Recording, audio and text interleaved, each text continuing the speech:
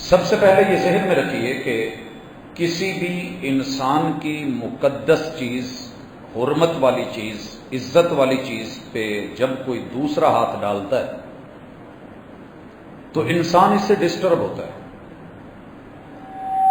اور اس کا نتیجہ یہ نکلتا ہے کہ اگر اسے حکومت وقت، انتظامیہ، مقننہ، عدلیہ انصاف دے دیتی ہے تو یہ واقعہ دوبارہ دہرایا نہیں جاتا، دنیا پرسکون ہوتی ہے کہ قانون ہے اور میری فیور کرے گا، میرا خیال رکھے گا، میری نگرانی کرے گا،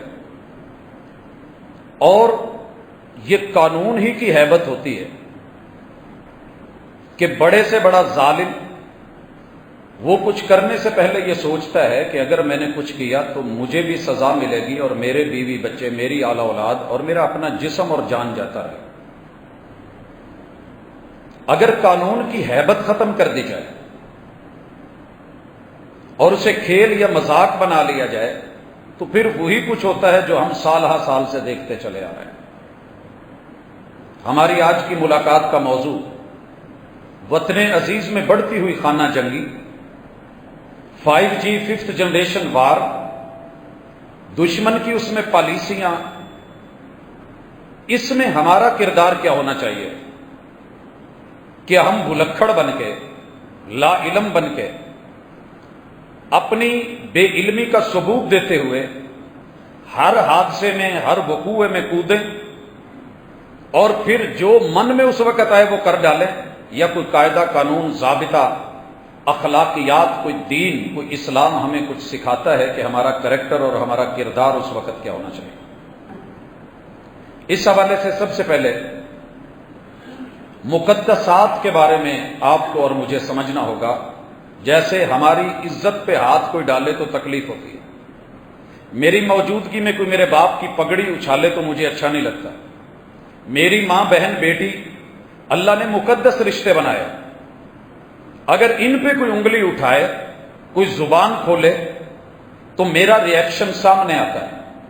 اسی طرح وطن عزیز میں آپ نے 9 مئی کو دیکھا، ہم نے جس بنیاد کے اوپر جو چیز محسوس کی کہ ٹھیک ہے سیاست ہونی چاہیے، لیکن اس قدر بھی نہیں کہ اپنی ہی املاک کو، اپنی ہی چیزوں کو انسان نقصان پہنچانا شروع کر دے، اور وطن عزیز میں بغیر قید قانون کے ہلہ گلہ اور جو من میں آئے کر ڈالے تو ہم نے اس پہ ایکشن دیکھا ہے، قانون کو متحرک دیکھا ہے، تمام ادارے ایک پچ کے اوپر تھے کہ ایسا نہیں ہونا چاہیے۔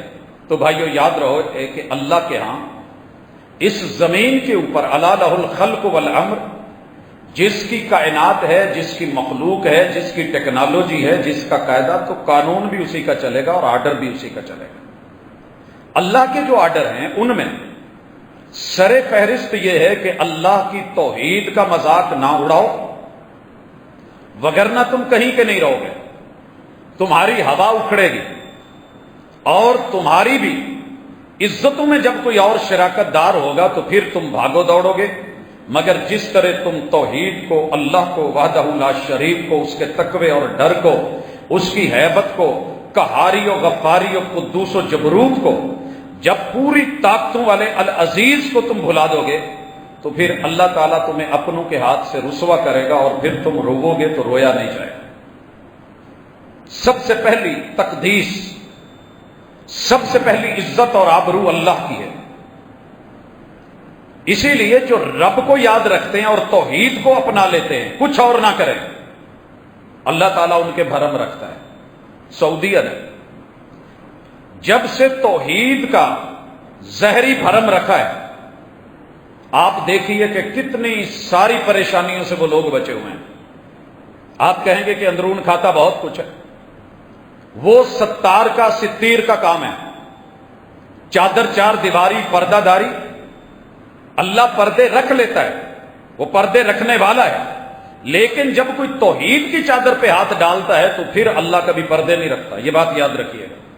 قوم نوح کو دیکھ لیں، قوم عاد کو دیکھ لیں، قوم سمود کو دیکھ لیں، فرعون کی قوم کو دیکھ لیں، حامان قارون کو دیکھ لیں، ابو جہل اور اس کی نسل کو دیکھ لیں۔ اللہ صبور ہے، صبر کرتا ہے، بڑے حوصلے والا ہے، بردبار ہے، دیکھتا ہے، ڈھیل دیتا ہے، لیکن جب انسان اسے نہ سمجھے تو پھر قوم کے لیے وہ سزا ہوتی ہے جس سے بعد میں نجات ممکن نہیں ہوتی۔ ہم من حیث القوم چند لوگوں کے علاوہ اللہ کے مقابلے میں جتنے کارٹون بنا کے بیٹھے ہیں شاید دنیا بھر میں اتنے نہیں ہیں۔ آپ پورا سعودیہ گھوم لیں، نیک لوگ وہاں بھی ہیں، اولیاء اللہ بھی ہیں، اصل سید وہاں پہ ہیں، سردار موجود ہیں، اصحاب کی اہل بیت اطہار کی نسلیں وہاں پہ ہیں، مگر آپ کو وہاں یہ جگہ جگہ پہ سید زادے اور اس نام پہ دربار مزار قبریں وہاں بھی ہیں مگر کچی ہیں۔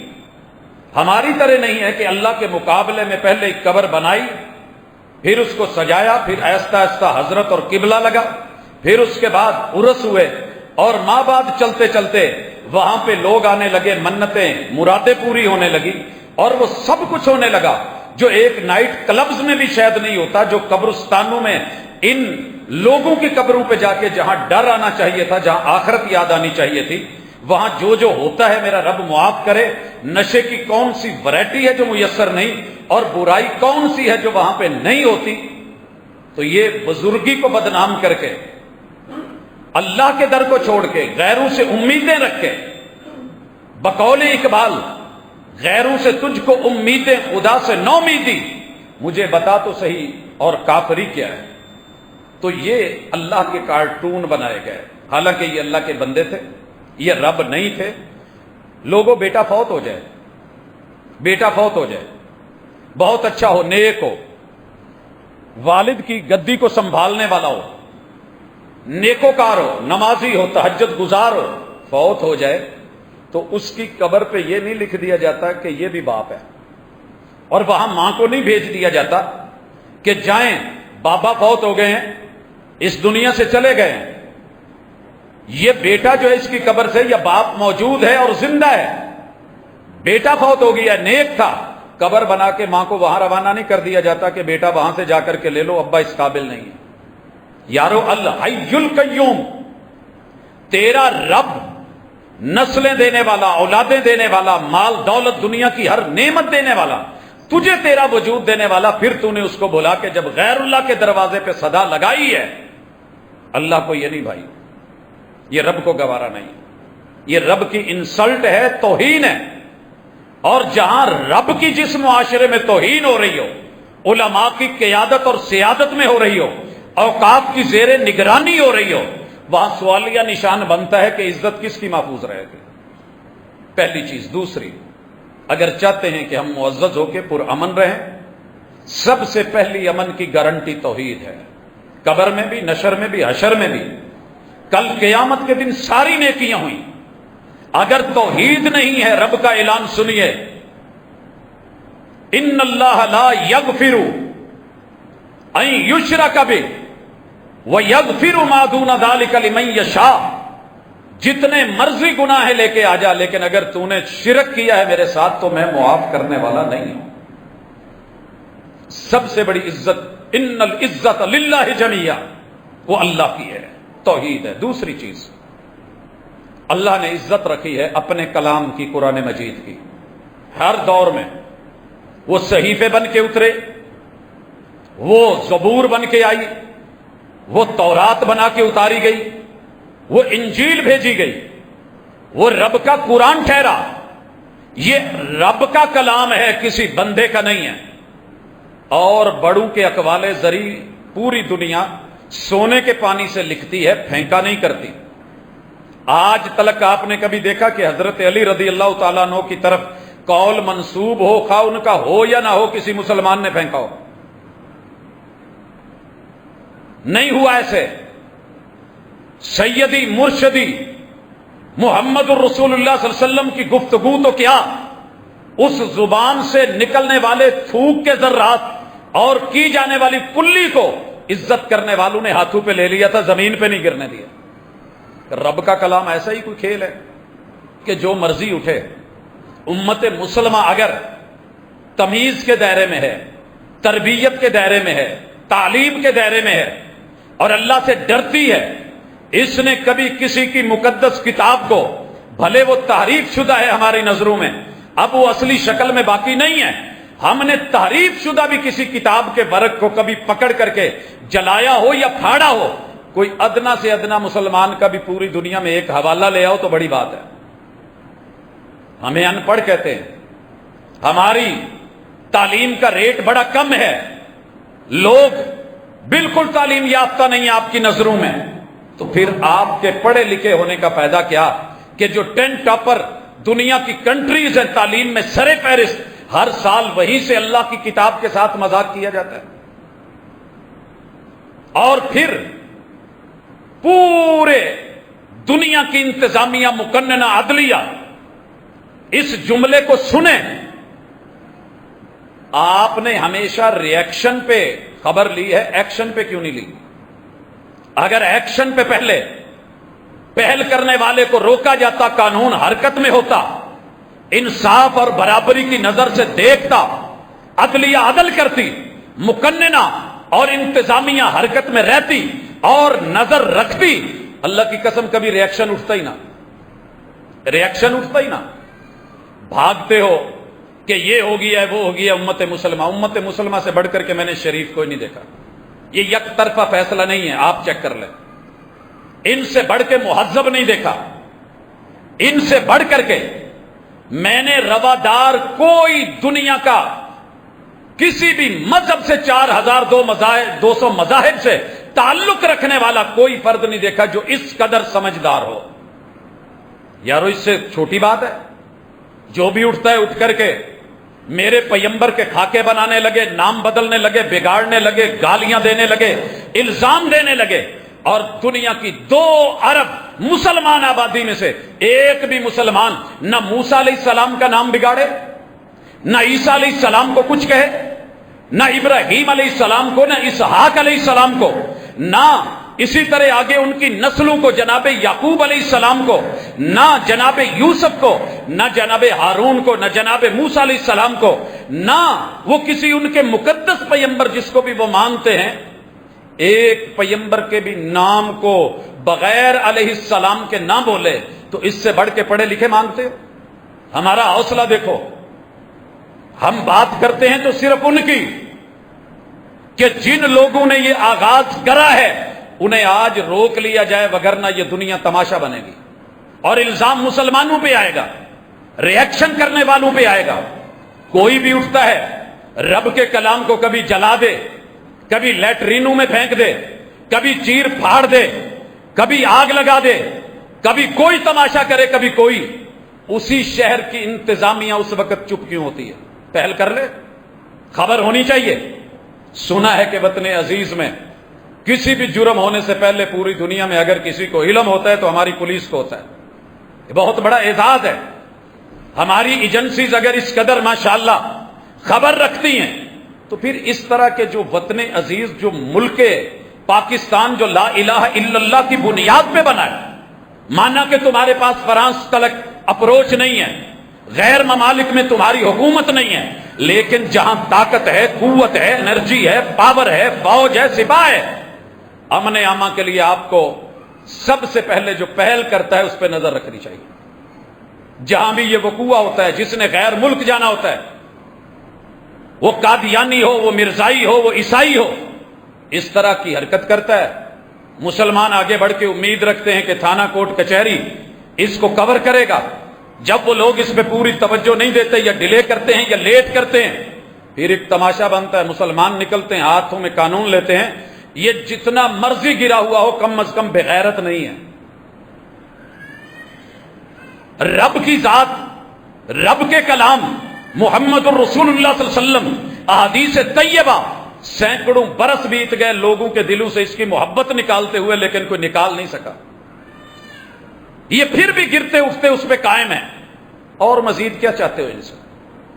اگر کوئی ایسا وقوع ہوتا ہے، ننکانہ میں ہوتا ہے، فلاں جگہ ہوتا ہے، جڑاں والا میں ہوتا ہے، فیصلہ آباد میں ہوتا ہے، قرب و جوار میں ہوتا ہے، جب لوگ دیکھتے ہیں کہ عدلیہ سے عدل میسر نہیں آ رہا اور یہ جن کے اوپر عمر قید یا سزا مقدسات کی بنتی تھی ان کو پروٹوکول کے ساتھ حکومت بیرون ملک روانہ کر رہی ہیں، تو پھر پتہ تو چلتا ہے کہ اپنے ہیں تو رگڑے جائیں، بیگانے ہیں تو بری کروا لیے جائیں۔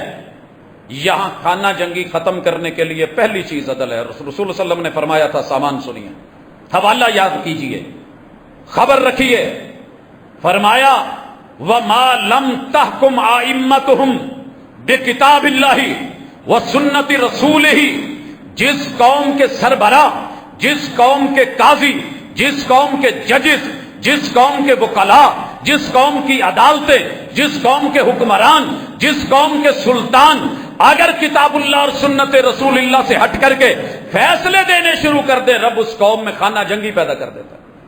بھئی خانہ جنگی تو پیدا ہونی ہے۔ میں دیکھتا ہوں عدالت کے اندر فہرنگ ہوئی ہے، پوری عدالت کا ماحول لو لوہان ہے۔ کیا ہوا ہے جی؟ ایک پارٹی نے دوسری پارٹی کے 5-10 لوگ مار دیے، کبھی ایک مر گیا، کبھی 2، کبھی 5، کبھی 10، کبھی زیادہ۔ بھئی کیوں ہوا ہے ایسے؟ وجہ یہ ہے کہ قانون کی وہ ہیبت نہیں ہے۔ آج کریں گے کل چھٹ جائیں گے، اور جس کو مجرم اور صحیح معنوں میں مجرم تھا اسے چھوڑا جا رہا ہے، تو پھر لوگ اپنا جو ہے وہ بدلہ لینا آپ شروع کر دیتے۔ یہی نتیجہ ہے اور یہی خانہ جنگی ہے۔ مسالک کی ہو، مساجد کی ہو، مدارس کی ہو، سیاست کی ہو، آپ نے تھوڑی خانہ جنگی دیکھی ہے۔ یہ سیاست کے نام پہ کیا کچھ نہیں ہوا۔ یہ عدل و انصاف سے ہٹ کے جو پیمانے ہیں، کتاب و سنت سے ہٹ کے، تو یہ تماشا ہم پوری زندگی شاید دیکھتے رہیں۔ اللہ کے لیے اگر ہم مخلص ہیں تو واپس لوٹیں۔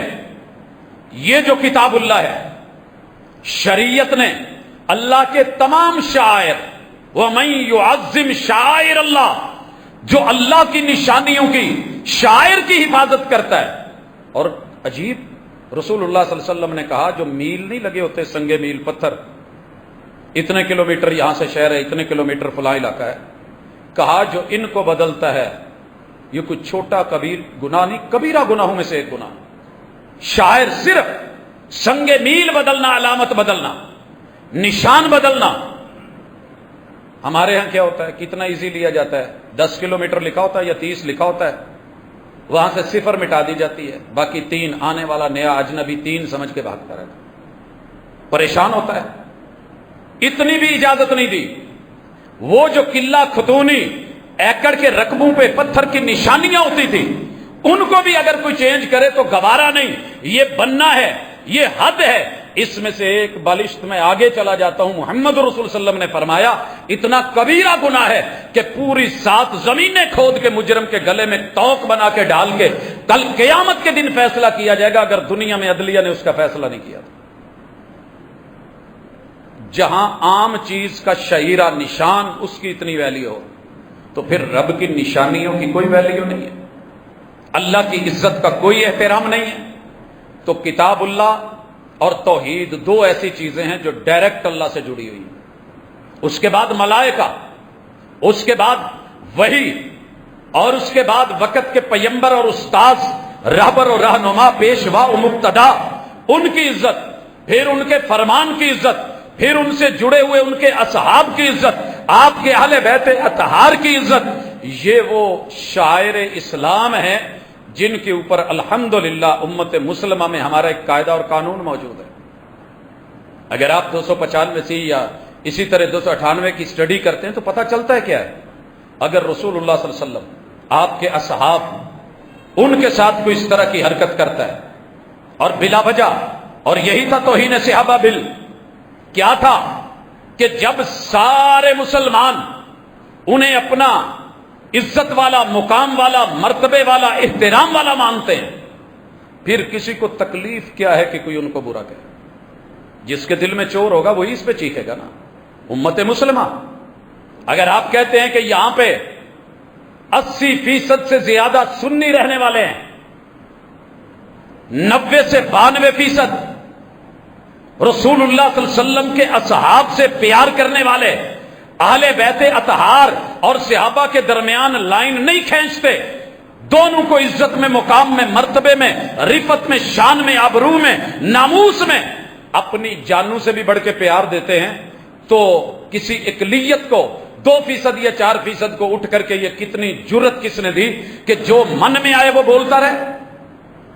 اور پھر کہتے ہیں کہ یہ لوگ برے ہیں، یہ جنت کے نام پہ مارتے ہیں۔ بھائی جنت کے نام پہ نہیں ماریے، ہم نہیں کہتے، میرے مسلک کے علاوہ سارے جہنمی ہیں، میں نہیں کہتا، جو میرے مسلک میں نہیں آئے گا اسے مار دیا جائے جنت ملے گی، یہ ہماری تعلیم و تربیت نہیں ہے۔ ہم نے سٹیج سے جب بھی بات کری ہے، وطن عزیز چونکہ کلمے کی بنیاد پہ بنا ہے، شریعت کی، توحید کی، وحدانیت کی، کلمے کی، اسلام کی، اور اسلامی جمہوریہ پاکستان اگر اپنے نام سے یہ شو کرتا ہے تو پھر اس کی اکثریت کے اوپر، اگر جمہوریت کی قدر کرتے ہو تو جمہوریت اکثریت کا نام ہے۔ تو یہاں جمہور لوگ آپ کو ان کا ووٹ، ان کا بیان، ان کی سوچ، ان کا عقیدہ وہ نظر نہیں آتی کہ یہ رسول صلی اللہ علیہ وسلم کے اصحاب سے دل و جان سے بڑھ کے پیار کرنے والے ہیں؟ تو رکھیں سزا، جس کے جسم میں چور ہے، دل میں چور ہے، اسے تکلیف ہوگی۔ جہاں چور نہیں ہے، جہاں نام کے ساتھ علیہ السلام لگے، صلی اللہ علیہ وسلم لگے، جہاں رضی اللہ تعالی عنہ لگے، جب نام ہم خالی نہیں لے سکتے تو ہم ان کی عزت اور آبرو پہ انگلی کیا اٹھائیں؟ جب قانون بنے گا چور کو تو تکلیف ہوتی ہے، ڈاکو کو تو تکلیف ہوتی ہے، لیکن اگر امن عامہ چاہیے تو اللہ کے شاعر کو، مقدسات کو، ان کی حرمتوں کو پامال مت ہونے دیں۔ جو ایکشن کرے اس کی خبر لیں، تاکہ ری ایکشن سامنے آئے ہی نہیں، عوام کو پتہ ہو کہ اگر کچھ غلط ہونے لگے گا تو ہماری حکومت، ہماری فوج، ہماری سپاہ، ہمارے سیاستدان، ہمارے حکمران، ہمارے عمراء، وزراء، جتنے بھی ہیں، یہ مشیر حضرات، یہ اس پہ فوری ایکشن لیں گے، کیونکہ انہیں علم ہے کہ یہاں درد دل رکھنے والے، تڑپ رکھنے والے کلمہ گو لوگ موجود ہیں، اور ان کی عزتوں کے ساتھ اور ان کے جذبات کے ساتھ کھیلا نہیں جائے گا۔ جس کو بھی باہر کا ویزا چاہیے ہوتا ہے، تماشا لگاتا ہے، قرآن اس کے لیے بڑی عام سی چیز ہے، پکڑا، کبھی قبرستان میں، کبھی جو ہے وہ گھروں میں، کبھی بازاروں میں، کبھی دکانوں میں اس کے اوراق جلائے، پھر اس کو تشہیر دی، اپنے لوگوں کو آگے بڑھایا، چند لوگوں نے جو ہے وہ مل کر کے۔ اب یہ بھی پہچان کریں کہ وہ لوگ تھے کون؟ کیا سارے مسلمان تھے؟ اور یہ وقوع بار بار کیوں ہو رہے ہیں؟ اور جب یہ ہوتا ہے تو یہ گوجرا کی بستی کوئی بعید نہیں ہے، پھر ان لوگوں کو باہر کے ویزے دلوا کے، جس کو بھی باہر جانا ہے اس کے لیے قرآن کو جلا کے ہی جانا ضروری ہے؟ تھرو پراپر چینل جائے، 100 بار جائے، نہیں اس کو یہ راز میرا وطن، اس کی انسلٹ کروا کے، اس کی آبرو پہ انگلیاں اٹھا کے، غیروں کو زبان کھولنے کا موقع دے کے، جو بھی آتا ہے اس طریقے سے، تو اس کی روک تھام ہونی چاہیے۔ اور جتنی بھی عوام ہے پرامن رہنے والی، مطالبہ کرے اس چیز کا، اور حکمرانوں کو آنکھیں کھولنی چاہیے۔ مانا کہ آپ کی نظروں میں یہ بھیڑ بکری ہوں گے، لیکن سچی بات یہ ہے کہ وطن عزیز کے اصل خیر خواہ وہی ہیں جو یہاں پہ ٹکے ہوئے ہیں، جو یہاں پہ دن رات رہنے والے ہیں، جن کے پاس باہر جانے یا بھاگنے کی جگہ نہیں ہے، یا ان کے پاس وہ وسائل نہیں ہیں، ان کی قبریں بھی یہاں ہیں، ان کی زندگی بھی یہاں ہے۔ اصل تو وفادار یہ ہیں جن کے پاس وسائل ہیں، آج ادھر کل ادھر، ایک دن کے اندر اندر سب کچھ کر کے فلائٹ باہر۔ کن سے وفا کی امیدیں رکھتے ہو؟ ہم با وفا تھے اس لیے نظروں سے گر گئے، تم کو تلاش شاید کسی بے وفا کی ہے۔ پہلی گزارش جو مقتدر حلقوں سے ہے، اور ان لوگوں کے جن کو اقتدار اعلیٰ کہتے ہیں، جن کے پاس اس وقت طاقت اور قوت ہے، ان کا کردار، کیونکہ آپ بھی پاکستان کا حصہ ہیں، آپ بھی اسلام کا حصہ ہیں، آپ کے پاس بھی یہ نعمت اور ہے، اگر یہ نہیں تو پھر کچھ بھی نہیں۔ فوج وطن کے ساتھ ہے، حکومت وطن کے ساتھ ہے، اگر یہ خطہ ہے تو آج اس پہ حکومت کر رہے ہو۔ لہذا الذین ان مکناہم فی الارض، یہ رب کے قرآن کا فیصلہ ہے، جن کو ہم اپنی سرزمین میں، سلطنت میں، اسٹیٹ میں عزت آبرو، ان کو حکومت، قیادت اور سیادت دے دیں، ان کا پہلا کام کیا ہونا چاہیے؟ اقام الصلاۃ، اللہ کی توحید، اللہ کی نماز، رب کے شاعر، مالک کی مساجد، اس کے مدارس، تعلیم اور تربیت، یہ ساری چیزیں ان کی ذمہ داری ہے۔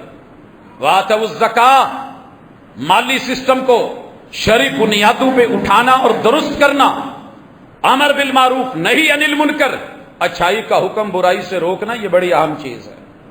مگر ہم آتے بھی ادھار میں ہیں، جاتے بھی ادھار میں ہیں، آتے ہیں تو خزانہ خالی، جاتے ہیں تو خزانہ خالی، پھر کیا کریں اس کا؟ پھر عوام کا کیا قصور ہے؟ وہی ہے جو ہو رہا ہے۔ تو یوں دن بدن کام بڑھتا جائے گا۔ اگر وطن کے ساتھ مخلص ہیں تو آپ بھی مخلص بنیں۔ ہم اپنا کردار واضح کرتے ہیں، عوام کو کیا کرنا چاہیے؟ عوام اچھی طرح سن لیں۔ اگر عدالتیں، حکومتیں جنہیں قرآن کا ایک پارہ تو بڑی دور ہے، سر جی ایک سورت نہیں پڑھنی آتی، قل ہو اللہ پہ بھول جاتے ہیں، چلے مانا ہو جاتا ہے، لیکن آپ کو اتنا تو علم ہو کہ اس قرآن میں ہے کہ انہیں ڈرایا گیا ہے کہ جناب اگر یہ قرآن نافذ ہو گیا تو سب سے پہلے حکمرانوں کے، سیاست دانوں کے سر اتریں گے، ہاتھ کٹیں گے، ٹنڈے ہو جائیں گے، لولے لنگڑے ہو جائیں گے۔ ایسے نہیں ہے۔ ایک دہشت گردی کا واقعہ مدینے میں ہوا تھا، صحیح البخاری ہے، کئی دفعہ حوالہ دے چکا ہوں، کہ اونٹوں کے چرواہے کو اکیلا دیکھ کے قبیلہ بنی ارینا کے لوگوں نے، جن کو دوا دارو کے لیے وہاں بھیجا گیا تھا، انہوں نے اس آدمی کو آنکھوں میں سلائیاں گرم کر کے دھوپ کے اندر پھینک گئے، آنکھوں میں لگا کے تڑپتا چھوڑ گئے، اونٹ لے کے بھاگ گئے۔ رسول اللہ صلی اللہ علیہ وسلم کو خبر ملی، سیم وہی سزا دی گئی دہشت گردی کی جو انہوں نے کیا تھا۔ اس کے بعد تو مدینے میں پھر یہ دوبارہ ایسا وقوع نہیں ہوا۔ ایک دفعہ کر کے تو دیکھو، بنا دو قانون کہ خبردار، اگر اللہ کے شاعر، اللہ کی توحید، رسول صلی اللہ علیہ وسلم کی رسالت، اصحاب اہل بیت اطہار، کتاب اللہ، اس کے ساتھ کسی نے جرأت کری، یہ ہونی چاہیے ہماری ریڈ لائن۔ یہ تھی ریڈ لائن۔ اور ریڈ لائن، ریڈ زون بناتا کون ہے؟ حکومت وقت۔ عوام کو اختیار نہیں ہے کہ وہ سزا ہاتھ میں لے لے، اور یہ ہم نے ہمیشہ کہا ہے، کبھی بھی کسی اپنے مقتدی کی، کسی سامع کی، کسی جان پہچان والے دوست کی، یارانے کی کسی مجلس اور بیٹھک میں ہم نے یہ حوصلہ افزائی نہیں کری کہ قانون ہاتھ میں لیا جائے۔ حتیٰ کہ سگا بھائی بہن کے بارے میں، باپ بیٹی کے بارے میں، بیٹا ماں کے بارے میں، شوہر بیوی کے بارے میں قانون ہاتھ میں نہیں لے سکتا۔ وجہ کیا ہے؟ اللہ تعالیٰ امن چاہتے ہیں، سکون چاہتے ہیں، اسی لیے سورۃ المائدہ میں بتایا، مالک الملک کہتے ہیں من اجل ذالک، اس امن کی خاطر، چین کی خاطر، کیونکہ اس سے پہلے وقوع ہو چکا تھا۔ وقوع اللہ نے یہاں کیا بیان کیا ہے؟ آپ کو علم ہونا چاہیے کہ یہ مالک الملک نے آدم علیہ السلام کے 2 بیٹوں کا ذکر کیا۔ وہ آپ سارے جانتے ہیں کہ 2 بیٹوں کا معاملہ کیا تھا۔ اللہ تعالیٰ سورۃ المائدہ میں پہلے یہ کہتے ہیں، آیت نمبر 27 ہے، وَاتْلُ عَلَيْهِمْ نَبَأَ ابْنَيْ آدَمَ بِالْحَقِّ، قوم کو آدم کے 2 بچوں کی خبر جو حق پہ ہے وہ سنائیں۔ اذ قربا قربانا، دونوں نے قربانی کی نیت کر لی، فتقبل من احدہما ولم يتقبل من الآخر، دوسرے سے رب نے قبول نہیں کی۔ بس اوقات غلط آدمی بھی حق کے اوپر کھڑا ہوتا ہے، خود کو حق سمجھ رہا ہوتا ہے، اپنا رائٹ سمجھ رہا ہوتا ہے، لیکن باطل ہوتا ہے، جھوٹا ہوتا ہے۔ اللہ نے پہلے اصول رکھے تھے، ہماری طرح نہیں کہ جس نے بھی قربانی کری اللہ نے پردے ڈال دیے ہیں۔ اگر پہلے قوموں کی طرح ہوتا کہ جس کی قربانی قبول ہوئی ہے اسے آگ آئے اور کھا جائے، اور جس کی نہیں ہوئی وہ ویسے پڑی رہے، تو میڈیا کا دور تھا، آج کوئی بچتا؟ مگر اللہ نے کیا کیا؟ اللہ کہتے کہ ہم نے ایک کی قربانی کو قبول کر لیا اور ایک کو نہیں کرا۔ اب کیا ہوا؟ جس کی قبول نہیں ہوئی تھی، پیچھے بیک گراؤنڈ ہے کہ صبح کے ساتھ جو جڑواں بچے پیدا ہوئے تھے، ان کی شادی شام میں پیدا ہونے والے جڑواں بیٹے اور بیٹی کے ساتھ ہونی تھی، مگر حابیل کے ساتھ جو پیدا ہوئی، حابیل کے ساتھ، اب اس کی شادی ہونی تھی جو قابیل کے ساتھ پیدا ہوئی بچی۔ اب اس نے کیا کیا؟ قابیل نے، وہ کہنے لگا کہ جو میرے ساتھ پیدا ہوئی ہے وہ زیادہ خوبصورت ہے، وہ میرا اس پہ رائٹ ہے، جو آپ کے ساتھ ہے وہ آپ رکھیں۔ قاعدہ اور قانون کو بدلنے کے لیے، توڑنے کے لیے، اللہ کے شاعر کو، دستور کو چیلنج کرا۔ دونوں نے قربانی کی نیت کی کہ کون صحیح ہے کون غلط ہے، فیصلہ کر لیتے ہیں۔ قربانی کی گئی، حابیل کی قبول ہو گئی، قابیل رہ گیا۔ قابیل کہنے لگا لأقتلنک، جو میرا فیصلہ ہے اگر اس میں رکاوٹ بنا تو میں تجھے مار دوں گا۔ قال انما يتقبل اللہ من المتقین، کہا قربانیاں اللہ سے ڈرنے والوں کی قبول ہوتی ہیں، ویسے نہیں ہوتا۔ لئن بسطت الی یدک لتقتلنی ما انا بباسط یدی الیک لاقتلک، او بھائی اگر تو نے مجھے مارنے کا عزم کر لیا، ہتھیار اٹھا لیا، تیرا ہاتھ میرے پہ اٹھا، تو میں رب سے ڈرنے والا ہوں، میں تجھے مارنے کے لیے مقابلے میں، حالانکہ جان بچائی جا سکتی ہے، لیکن میں تجھے کچھ نہیں کہوں گا، تو مار لے۔ یہ ہے ہمارا کردار، یہ ہے امن والوں کا کردار، یہ ہے عزت والوں کا کردار، یہ ہے رب سے ڈرنے والوں کا کردار۔ حالانکہ ہمیں شریعت میں اجازت ہے کہ اگر کوئی اپنی جان کا دفاع، مال کا دفاع، عزت کا دفاع کرتے ہوئے مارا جائے، شہید ہے۔ مگر سکھایا کیا کتاب اللہ نے؟ وہ اس کتاب سے ڈرتے ہو، اس کی توہین کرتے ہو، اس پہ انگلیاں اٹھاتے ہو، اسے آگ لگاتے ہو، اس کو جو ہے کہتے ہو کہ ختم کر دو، یہ امن اما کے خلاف ہے۔ جو کتاب یہ کہہ رہی ہے کہ میں تجھے کچھ نہیں کہوں گا، انی اخاف اللہ رب العالمین، مجھے اپنے رب کا ڈر ہے، اس نے اس کام سے منع کیا۔ آگے بڑھیے، انی ارید ان تبوء باسمی واسمک، بس میں اتنا کہوں گا کہ پھر میرا اور اپنا گناہ لے کر کے قتل کا تو جائے گا، فتکون من اصحاب النار، تو آگ میں جلنا چاہتا ہے تو چل، یقین دیکھیے وذالک جزاء الظالمین، ظلم کرنے والوں کی جزا جہنم ہے۔ فطوعت له نفسه قتل اخی، عورت کی وجہ سے، حسن اور جمال کی وجہ سے، شادی کے لیے اس کے من نے اسے اپنے بھائی کو مارنے پہ مجبور کر دیا، اور اس نے کیا کرا؟ فقتلہ فاصبح من الخاسرین، بھائی کو مار دیا، خسارہ پایا۔ فبعث اللہ غرابا یبحث فی الارض لیریہ کیف یواری سوءۃ اخیہ، اب سمجھ نہیں آ رہی پہلا قتل ہے، کروں تو کروں کیا؟ مار لیا ہے، لاش کو ٹھکانے کیسے لگاؤں؟ رب نے کوا بھیجا، قرآن کہہ رہا ہے، اس نے ایک مرے ہوئے کوے کے لیے گڑھا کھودا، اس میں دبایا، دنیا کی پہلی لاش۔ یہاں قرآن نے یہ بھی بتا دیا کہ اصل چیز تدفین ہے، جیسے بھی ہوا ہے قتل ہو گیا ہے، جلایا نہیں جائے گا۔ تدفین، حالانکہ قربانی کو وہیں جلایا جا رہا تھا، وہ اسے بھی جلا سکتا تھا، لیکن نہیں، تدفین کے لیے اللہ تعالیٰ نے یہ اس کو آگے لیڈ دی۔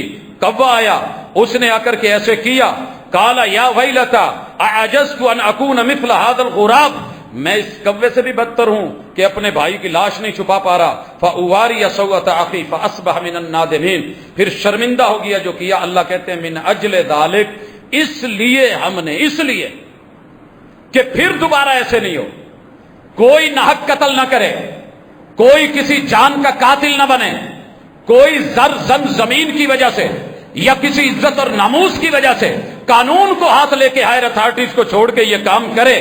کتبنا علی بنی اسرائیل، ہم نے بنی اسرائیل کے اوپر یہ بات لکھ دی، من اجل ذالک، اللہ کہہ کے کہتے ہیں، انہ من قتل نفسا بغیر نفس او فساد فی الارض فکأنما قتل الناس جميعا، جس نے قصاص کے بغیر کسی کو قتل کر دیا، قتل میں قصاص ہوگا، ہائر اتھارٹیز لیں گی، ارتداد ہے، قتل ہوگا، ہائر اتھارٹیز کریں گی۔ یہ صرف بڑے کے ساتھ ہے، آپ اور میں نہیں۔ اب کیا ہوا؟ یہ کہنے کے بعد اللہ کہتے ہیں ومن احیاھا کانما احیا الناس جميعا، اور جس نے ایک مرتی ہوئی جان کو بچا لیا، تنکا بن کے سہارا دے دیا، ڈوبتے ہوئے کو نکال لیا، آگ میں جو ہے وہ لپٹا ہوا تھا، پانی ڈال کے بجھا دیا، کسی کو اپنا بلڈ دے دیا، خون دے کے بچا لیا، کسی زخمی کو اٹھا لیا، کسی مرگ الموت میں مبتلا بندے کے جا کے منہ میں پانی ڈال دیا۔ اور یارو میں تو اس پیغمبر کا امتی ہوں جس نے یہ خبر دی کہ ایک ناچنے والی کنجری عورت، اس کو ترس آیا ایک کتے پہ، اللہ کی مخلوق کے، اس نے اپنا دوپٹہ چیر کے 3 حصوں میں گریں دے کے اپنے جوتے اور موزے کو لے کر کے کنویں میں ڈال کے پانی نکال کے ہانپتے ہوئے کتے کے منہ میں پانی کے چند قطرے ڈالے، وہ اٹھ کے کھڑا ہو گیا۔ میرے محبوب کہتے ہیں رب نے اس پہ جہنم سے اس کو نکال کے جنت واجب کر دی تھی۔ ہم ایک انسان کو کتے جتنی بھی اہمیت نہیں دے رہے، ہلا گلا اور ٹھا 1 منٹ کی بات ہے، نہ مرنے والے کو پتا، نہ مارنے والے کو پتا۔ ہم نے ختم نبوت پہ جتنے لوگ مارے ہیں، کیا وہ ختم نبوت کے انکاری تھے؟ ہم نے رب کی توحید پہ جتنے لوگوں کی جان لی ہے، کیا وہ غیر مسلم تھے؟ کیا ہم نے ہمارے مسلک سے ہٹ کر کے جن لوگوں نے نمازیں ادا کری، ان کے لاشیں مسجدوں میں دیے، کیا یہ غیر مسلم تھے؟ اصل میں جتنے ہم پڑھے لکھے تھے، جتنے اہل علم تھے، جتنے کتاب و سنت اور دلیل اور وحی سے جڑے ہوئے تھے، اتنا ہی ہمارے اندر کچھ ایسے لوگ آئے جنہوں نے اس چیز کو ہوا دی، دونوں طرف نعرہ لگایا، آپ سائیڈ پہ ہو گئے، اور بعد میں ہم آپس میں یہ سلسلہ صفین و جمل سے چلا ہے۔ وہ خارجی، وہ پرلے درجے کے منافق، وہ جھوٹے اور بدترین سبائی، وہ کوفیوں والی رسم چلی ہے۔ ہم تو محمد رسول صلی اللہ علیہ وسلم کے ان اصحاب میں سے تھے کہ جو سلام لیتے ہیں دوسرا جواب نہیں دیتا، تو رسول صلی اللہ علیہ وسلم کے پاس جا کے کہنے والے تھے حضور میں نے سلام لیا ہے، میرا بھائی مجھ سے ناراض ہے، جواب نہیں دیا، پوچھ دے میری غلطی کیا ہے۔ ہم تو وہ لوگ تھے، ہم تو ان کو ماننے والے تھے۔ جب دل میں آئے، جو من میں آئے، اٹھے، ایک مسجد اعلان کرے، لوگوں سن لو، اچھی طرح سن لو، میں بھی اس مسجد میں ہوں، ہماری بھی مساجد ہے دنیا بھر میں، کبھی ایک اعلان تو دکھا دو کہ ہماری مسجد سے کبھی یہ اعلان ہوا ہو کہ لوگوں باہر نکلو، اللہ کی توحید کی انسلٹ ہوئی ہے، یہاں جعلی قبر گدا دبا کے، کوئی ایسی چیز دبا کے جو اللہ کا ولی نہیں ہے، عرس کیا جا رہا ہے، آ جاؤ یہ کر دیں وہ کر دیں، اور رسالت کی جو ہے توہین ہو گئی ہے یہ کر دیں، باہر نکلو، اللہ کے قرآن کے ساتھ یہ مسئلہ ہوا ہے، ایک اعلان تو دکھائیں، پھر پتہ کریں کہ یہ کن مساجد سے ہوتا ہے اور کرنے والا کون ہوتا ہے اور پڑھا لکھا کتنا ہوتا ہے، بس یہ پتہ کر لیں۔ گجرانوالہ کے حافظ کو جب اینٹیں مار مار کے مارا گیا، کیا واقعتاً وہ گستاخ قرآن تھا یا حافظ قرآن تھا؟ دودھ اٹھاتے ہوئے چولہے سے پاکٹ سے قرآن مجید گرا، ہمسایوں نے اپنی کڑ نکالی، شور ڈالا، مسجد میں اعلان ہوا، پورا محلہ مسلمان بن کے اینٹیں مار مار کے ایک حافظ قرآن کو مار دیتا ہے۔ کیا آپ کا یہی کردار ہے؟ کیا یہی سبق سکھایا ہے؟ سن لو، جس نے فساد بپا کرتے ہوئے بد نیتی پہ، اور اگر نیت خالص بھی ہو تو تب بھی میں قانون اور قاعدے کو اپنے ہاتھ میں نہیں لے سکتا۔ یہ ذمہ داری ہے حکومت کی، سپاہ کی، علاقے کے ایس ایچ او کی، وہاں کی پولیس کے جتنے بڑے آفیسرز ہیں ان کی، عدلیہ کی، عدالتوں کی، حکومت وقت کی، جن کو ہم نے ہزاروں ووٹ دے کے اپنا سربراہ چنا ہے، ان سیاست دانوں کی۔ یہ کوئی سیاست اور گیم نہیں ہے کہ آج ایک کو بچا لیا جائے، کل کو لوگ دیکھیں گے یہ تو دندناتا پھر رہا ہے، اور وہ آ کر کے کیا کر لیا، کیا کرنا ہے، پھر اس کو بڑے اور وڈیرے اور بیرونی ممالک بیچ میں اگر ان کی مقدسات پہ حرف آئے، اور لوگوں سنو، میرا دین تو وہ ہے جس نے پوری زندگی کسی کا کلیسا نہیں گرایا تھا۔ آپ نے ورلڈ میں دیکھا میری مساجد کتنی گری ہیں، اور یہ جو تم گرانے والے بیچ میں لاتے ہو نا، بیچ میں اپنے افراد ہوتے ہیں، کبھی چیک کیا کرو، سارا ملبہ ان مسلمانوں پہ ریئیکشن کے طور پہ نہیں ڈالنا مناسب، ہونی چاہیے ریسرچ، کیا جانا چاہیے پتہ، پہل کرنے والوں کو جو ان کی سزا بنتی ہے کسی ایک وقوعے میں دے کے ملک میں اعلان کر دو، انشاءاللہ اگلی دفعہ آپ کو ریئیکشن میں بھی کچھ نہیں نظر آئے۔ لیکن پرابلم یہ ہے کہ کچھ ہماری غلطیاں، کچھ علماء کی غلط تربیت، کچھ جو ہے وقت کی حکومتوں اور قوتوں کی بالکل معاملات کو نظر انداز کرنا، یہ وہ ساری چیزیں ہیں جو مل کر کے، اور قانون اور دستور غیروں کے جس کے اندر مجرم کو شیلٹر دے کے چھوڑ کے بعد میں پھر جو ہے موقع دیا جاتا ہے، وہ باہر نکلتے ہی آتے ہی جیل سے پھر 5-10 مار کے دوبارہ جیل میں، کیونکہ پتہ ہے کہ وہاں عزت ہے، آبرو ہے، مجھے کون پوچھنے والا ہے، میں وہاں بھی ڈاؤن، میں باہر بھی ڈاؤن۔ ایسے نہیں ہے۔ امیر معاویہ رضی اللہ تعالیٰ عنہ کو ساری دنیا برا تو کہتی ہے، مگر پتہ کیجئے ظاہر کے، باطن کے، انڈر ورلڈ کے جتنے بھی ڈان تھے نا، جناب عمر ابن الخطاب رضی اللہ تعالیٰ عنہ نے اور جناب امیر معاویہ نے، یہ دو ہستیاں لوگوں کو چبھتی صرف اس لیے کہ انہوں نے جتنے اللہ کی زمین کے اوپر ڈان تھے، نہ حق فیصلے کرتے تھے، ناجائز مارتے تھے، انسانوں کو بے وقت بنا رکھا تھا، اور جب جہاں چاہا فساد بپا کر دیا۔ نتھ ڈال کے رکھی تھی ان دونوں نے، کیسر اور کسرا کا نام تو آپ جانتے ہیں، نتھ ڈالنے والے، لگام دینے والے جناب عمر ابن الخطاب، اور جتنے بھی مسلمانوں کے اندر منافق، سبائی، رافضی، خارجی، صحابہ کے قاتل، امیر المومنین جناب عمر، جناب عثمان اور جناب علی المرتضیٰ اور اہل بیت رسول جو ہے ان کے دشمن، انہوں نے ان کو مدینے میں رکھ کے شیلٹر دے کے 57 برس تلک حفاظتیں کر کے، ان کے گھروں کے اندر چہل پہل کر کے، ان کو مال دولت سے نواز کے، ان کی خدمتیں کر کے، ناز و نام دے کر کے، ان کو سونوں کے اندر تول کے جنہوں نے سنبھالا تھا ان کو کراس کرنا تھوڑا مشکل تھا۔ جب وہ اس دنیا سے گئے پھر نکلی انڈر ورلڈ باہر، اور تب سے لے کر کے مسلمانوں نے سکون نہیں دیکھا، چین نہیں دیکھا۔ تو اللہ کے لیے اپنے اس وطن عزیز میں انڈر ورلڈ مت بنائیے، اپنے قانون، اپنی عدالتیں، اپنے کٹہرے، اپنے قاعدے، اپنے ضابطے یہ نافذ مت کریں۔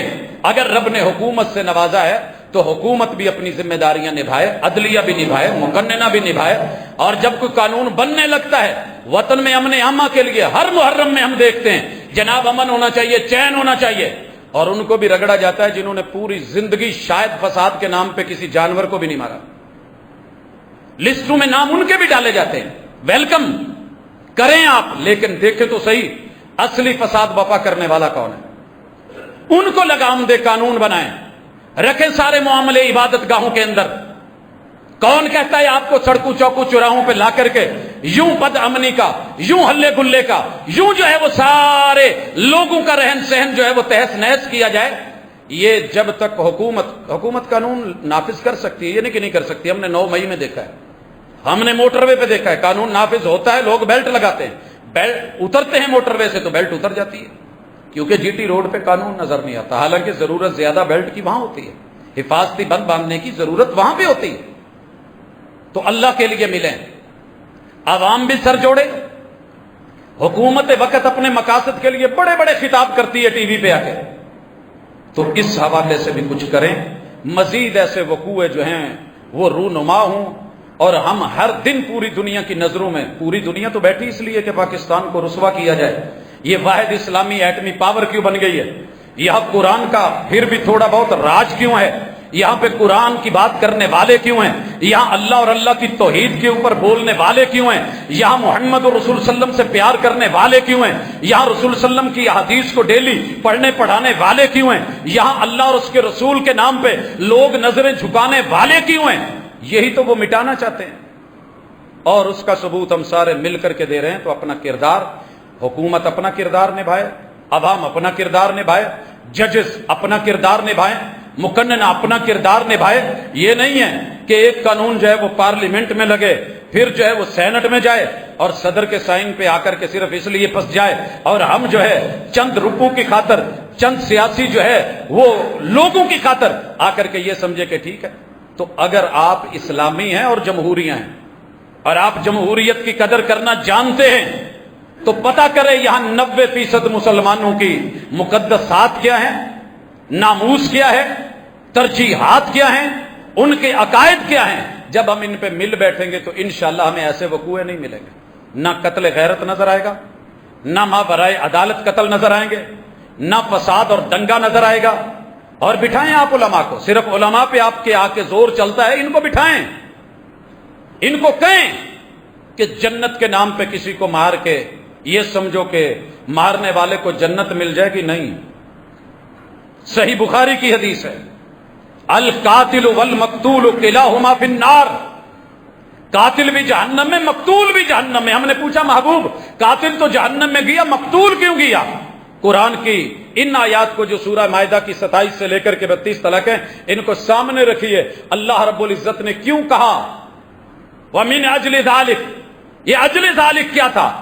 اس لیے ہم نے یہ قانون بنا دیا کہ بھائی کہتا رہا تھا کہ تو مجھے مارے گا بھی تو میں نہیں ماروں گا، تو ہاتھ اٹھائے گا تو میں نہیں اٹھاؤں گا، تو میرے پہ ہتھیار تانے گا تو میں نہیں تانوں گا۔ یہ ہے اصل انسانیت اور یہ ہے اصل ایمان۔ اور صحیح البخاری میں کیا ہے؟ قاتل بھی جہنم میں، مقتول بھی جہنم میں۔ کہا محبوب وہ کیوں؟ کہا اس لیے کہ قاتل کا بھی ارادہ تھا مارنے کا، مقتول بھی کا بھی مائنڈ تھا کب موقع ملے اور میں مار دوں، دونوں موقع کی تلاش میں تھے، دونوں نکلے۔ اس کی بھی نیت تھی آج مار کے لوٹوں گا، اس کی بھی نیت تھی مار کے لوٹوں گا، ہیں دونوں مسلمان، ہیں دونوں کلمہ گو۔ اور امام بخاری سے کتاب الایمان میں لے کر کے آئے ہیں، کتاب الایمان میں۔ کیوں؟ بتانے کے لیے جتنا مرضی پکا ایمان ہے، اگر رب کے قرآن اور حدیث پر یقین نہیں ہے اور شریعت کے مطابق نہیں تو تجھے جنت نہیں ملنے والی، جہنمی ہیں دونوں۔ کہا دونوں کا ارادہ تھا ایک دوسرے کو مار دیں، ایک کا وار چل گیا، ایک بچ گیا، وہ اس کا وار خطا گیا، ایک مر گیا ایک بچ گیا، لیکن ہیں دونوں جہنمی۔ تو حضرات اہل علم، علماء، اہل اللہ، صاحب مطالعہ، پرابلم یہ ہے کہ مطالعہ کرنے والے تھوڑے رہ گئے ہیں، اور جو کرتے ہیں ان کو سنتا کوئی نہیں۔ جو آواز سے، سوچ سے، ساز سے پڑھے لکھے پی ایچ ڈی حضرات آگے سر مار رہے ہوتے ہیں، پتہ تو کر لیں کرائیٹیریا کیا ہے جس کو مسلح پہ کھڑا کیا، کچھ پڑھا بھی ہے، پاکستان کی تعزیرات کا کوئی علم ہے، کوئی شریعت کے قاعدے قانون ضابطے کو جانتا ہے، اسلامک لا کا کوئی علم ہے؟ تعزیرات پاکستان میں آپ کو پتہ ہے رسالت کے عقیدے کی توہین کرنے والے کی سزا قتل ہے، اور قرآن مجید کی توہین کرنے والے کی عمر قید ہے۔ عمر قید بھی آپ کو پتہ ہے دن رات ملا کے کتنی بنتی ہے، یہ پھر چھوٹے گا، نتیجہ کیا نکلے گا؟ تو حضرات اس سے پہلے کوئی ایسے پکے آڑے ہاتھوں قانون لے، جیسے کہتا ہے کہ قانون اسے آڑے ہاتھوں لے گا۔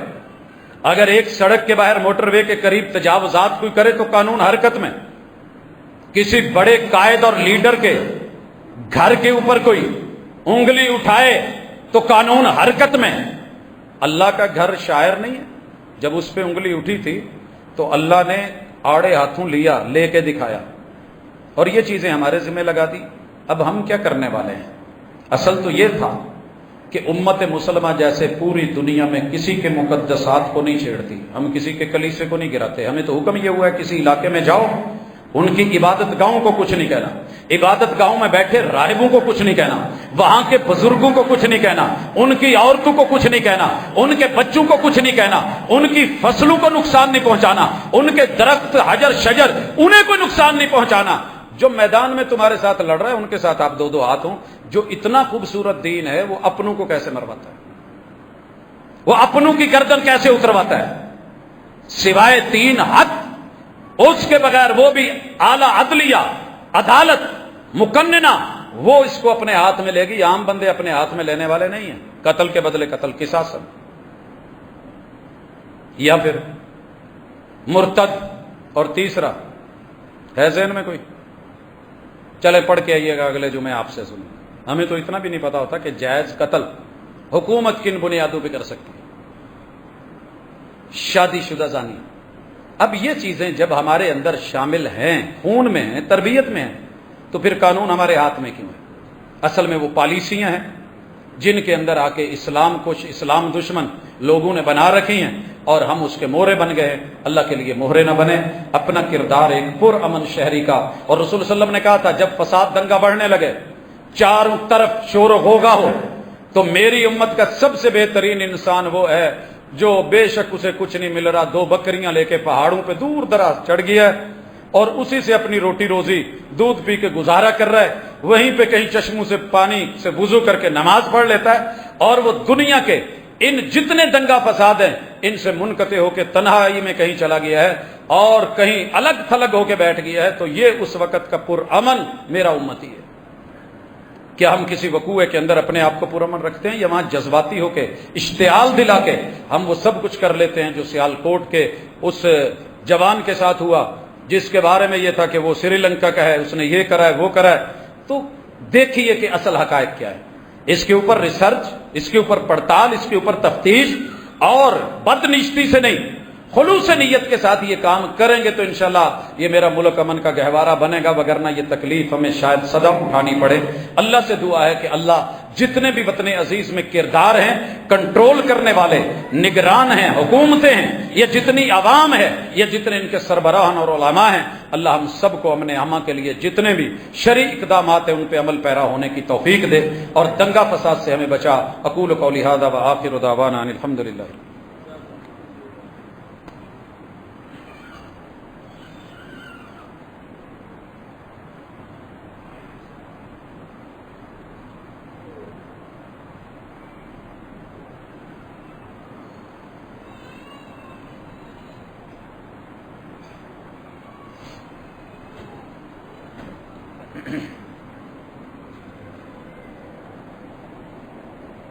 إن الحمد لله